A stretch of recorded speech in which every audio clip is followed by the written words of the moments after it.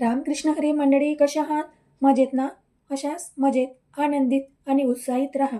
आज आहे 12 ऑगस्ट, श्रावण महिन्यातील संकष्टी चतुर्थी. त्याचप्रमाणे अंगारिका योग, अत्यंत महत्त्वपूर्ण योग आलेला आहे.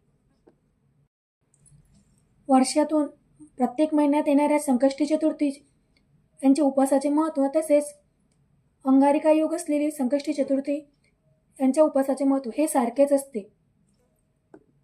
सकाळपासून उपवास करायचा. रात्री 8:51ला चंद्रोदय होते. चंद्राचे पूजन करायचे. ओम गण गणपतये नमः असा मंत्र म्हणायचा आणि उपवास सोडायचा.